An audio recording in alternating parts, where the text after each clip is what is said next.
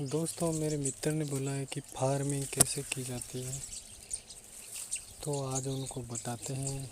दोस्तों, ये अभी बाजरा है। बाजरा पकने के लायक आया है, तो यह पकने तक आ गया। तो दोस्तों, यहाँ तक लाने में काफ़ी टाइम लगता है और पहले खेत को अच्छी तरीके से हकाई और बढ़िया किया जाता है, जैसे कि एरा वगैरह ये निकालते हैं, जिससे मिट्टी फफोली हो जाए, ऐसे पोली हो जाए। पोली होने के बाद में फिर बाद में बढ़िया से हका देते हैं, जो ट्रैक्टर से हकाई की जाती है। हकाई करने के बाद में दोस्तों, अगर मोटे मोटे गारे के डग्गड़ हो तो उनको फोड़ दो, नहीं होए तो कोई दिक्कत नहीं है। फिर बारिश का इंतज़ार करना पड़ता है। बारिश का इंतज़ार करने के बाद बारिश आ जाती है। अगर ज़्यादा आ जाती है तो थोड़ा वो इंतज़ार करना पड़ता है कि खेत बहा कब आएगा, कि मतलब ट्रैक्टर चल सके और मिट्टी में आराम से बीजारोपण कर सके। तो उसके लिए थोड़ा इंतज़ार करना पड़ता है, या बारिश उसी टाइम उसी लेवल की हो जाती है तो फिर अपने को वो करना ही होता है, बीजारोपण। और ट्रैक्टर से फिर बीजारोपण होता है, उड़ाया जाता है जैसे खेत को। उड़ाने के बाद में फिर अपने को इंतज़ार करना पड़ता है 5-7 दिन, 8 दिन, 9 दिन। फिर टोटल 15-16 दिन होने के बाद थोड़ा सा ऊपर आता है बाजरा, गेहूँ, जो भी बोया अपन ने, बाजरा, ज्वार, मूंग, चवले, जो भी बोए वो थोड़े ऊपर आते हैं। ऊपर आने के बाद में उसकी निनाणी की जाती है। निनाणी का मतलब उसकी खुदाई की जाती है। हिंदी में बोला जाए तो खुदाई की जाती है कस्सी से। एक ऐसा फंतरू होता है, तो उस फंतरू से उस भूमि को खोदा जाता है हल्का हल्का, कि वहाँ पर वापस बारिश आए तो वो पानी थोड़ा बहुत अंदर चला जाए, और जो भी कचरा हो, खरपतवार हो, तो उसको उखाड़ के फेंक दिया जाता है। तो फिर जो अपन ने बोया, जैसे चवड़े बोए तो चवड़े ग्रोथ करेंगे, बाजरा बोया तो फिर बाजरा ग्रोथ करने में उनको बड़ी आसानी होती है। जैसे ये चवड़े बोए हैं और इधर पूरा बाजरा है, तो फिर क्या है कि वो थोड़ा ग्रोथ करने में थोड़ा अच्छी तरीके से ग्रोथ करता रहता है, स्पीड से ग्रोथ करता है। और फिर वो थोड़ा बड़ा जाता है तो फिर एक बार और निनाणी की जाती है, वैसे ही एक बार और खुदाई की जाती है। तो ये सर्कल काफ़ी लंबा होता है। किसान भाई तो पूरी उम्मीद लेके बैठते हैं, एक सट्टेबाजी की तरह ही है, लेकिन ये भूमि है तो इसको सट्टेबाजी नहीं बोला करते हैं, क्योंकि ये अपनी माँ है। इस माँ से सोना निकलता है, ये समझो सोना उगलती है ये। तो ये सोना ही है हमारे लिए, तो किसान भाइयों के लिए तो, क्योंकि ये जितनी भी पैदा होगी इससे सोना ही तो खरीदेंगे किसान भाई, सोना चांदी खरीदेंगे, क्योंकि हमारे लिए ये भूमि एक माँ है, माँ की तरह है। और किसान भाइयों के लिए तो यही काम होता है गाँवों में, या फिर जानवर पालना। तो जानवर भी इसी खेती के पीछे पलते हैं। ऐसा नहीं है कि खेती है ही नहीं, जानवर पालते हैं तो फिर पोसाता नहीं है। चारा वगैरह सब खेती से ही तो जाता है, जो जानवर खाते हैं वो। और दोस्तों, पे वापस वहीं चलते हैं। और फिर क्या है कि बड़ा हो जाता है थोड़ा, तो इस तरह से दिखने लग जाता है। आपको मैंने दिखाया ही है इस तरह से। और इसमें अभी फुम्बी लगी हुई है, देखो। और ये एक बेकार हट्टा है जो कुछ काम आने वाला नहीं है। दूसरा बताता हूँ, दाने वाला। ये दाने वाला हट्टा है, और इसमें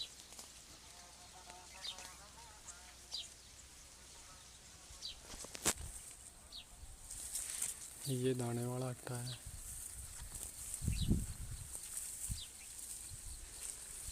दोस्तों ये अभी पकने के लिए रेडी है, और जब ये पक जाएगा तो फिर इसको कटाई करना पड़ेगा। ये है बाजरे का आटा, तो फिर इसकी कटाई करनी पड़ेगी अपने को, और कटाई करने के बाद में फिर इनको यहाँ से सट्टियाँ तोड़नी पड़ेगी। अगर यहाँ से अगर नहीं तोड़ा जाए, डायरेक्ट दूंच लिया जाए यहाँ से खड़े खड़े कोई, तो वो एक अलग बात होती है। और फिर मशीन में ले जाते हैं, मशीन में डालते हैं, फिर मशीन उसको बाजरा अलग कर देती है। इसकी जो भूरी होती है, यानी कि इसमें से जो निकलती है ये, इस भूरी को अलग किया जाता है। तो वो मशीन ही करती है, मशीन भूरी को अलग फेंक देती है और गाड़े में से वो बाजरा अलग निकाल देती है। निकालने के बाद फिर वो बेचने के लिए रेडी हो जाता है, चाहे उसको बेचो।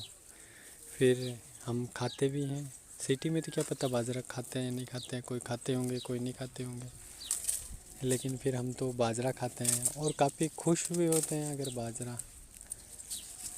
बाजरे की रोटी और मिर्ची जो होती है, हरी मिर्च हो या लाल मिर्च हो और छाछ हो, तो इतना मज़ा आता है। मज़ा तो क्या मतलब, इतना मस्त लगता है कि 36 पकवान फेल है, इतना बढ़िया लगता है। और इतनी मेहनत से खेती की जाती है, फिर बाद में वापस वही प्रोसेस होता है। खेत को एक बार फिर वापस हकाना पड़ता है और हका के छोड़ना पड़ता है, यानी कि खुदाई करना, वापस छोड़ना पड़ता है। फिर 4-5 महीने इंतज़ार करो। अगर बारिश आती है तो उसके 1 महीने बाद में वापस बोया जाता है।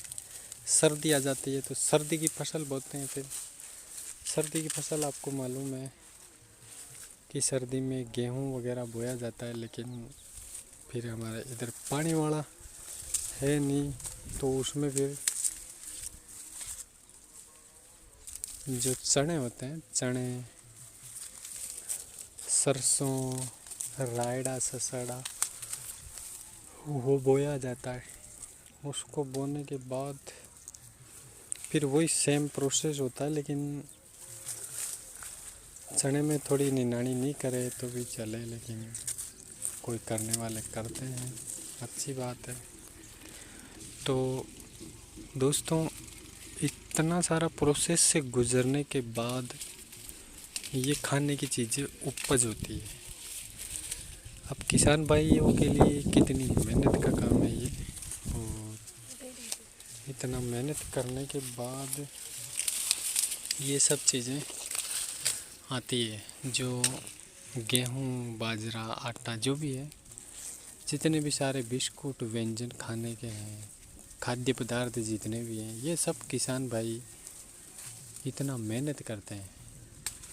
और 3-3, 4-4 महीने के बाद जो फसल होती है, वो शायद सिटी वाले जो काम करते हैं, नौकरी करते हैं, वो 1 महीने में ही 50-60 हज़ार रुपये कमा लेते होंगे। लेकिन किसान भाई पूरे 4-5-6 महीने तक मेहनत करने के बाद शायद 50 हज़ार तो मुश्किल है, 20-30 हज़ार रुपये मिल जाओ तो बढ़िया है। किसी किसानों की ज़्यादा खेती होती है तो फिर पैदा होती है 2-2.5-3 लाख रुपए की होती है, और ज़्यादा भूमि हो तो और ज़्यादा पैदा होती है। तो दोस्तों, और आपको सभी को बोलता हूँ कि आप किसान भाइयों की ज़रूर कदर कीजिएगा, क्योंकि किसान भाई आपके खाने पीने की चीज़ें अवेलेबल कराता रहता है, उपलब्ध कराता रहता है, और इतनी मेहनत करता है कि ये मेहनत आपके लिए ही है। क्योंकि किसान भाइयों से बिल्कुल सस्ता ही मटेरियल ख़रीदा जाता है, किसान भाई बेच देते हैं। फिर मजबूरी होती है उनकी, 5-6 महीनों से वो ऐसे जीते हैं ज़िंदगी, जब तक कि फसल खड़ी रहती है हरी। जब तक कि फसल हरी है तब तक किसान हरा नहीं है। और जैसे ही फसल जलने का मतलब ये कट के घर पे आ जाती है, तो फिर किसानों के दिल में हरियाली दौड़ती है।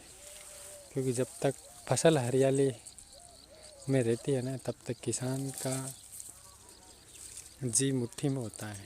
क्योंकि एक प्रकार से ट्रेडिंग के जैसे ही है, लेकिन हम इसको ट्रेडिंग नहीं मानते। हमारी बुदरा है तो बुदरा जो दे ये फिर एक्सेप्ट करना पड़ता है।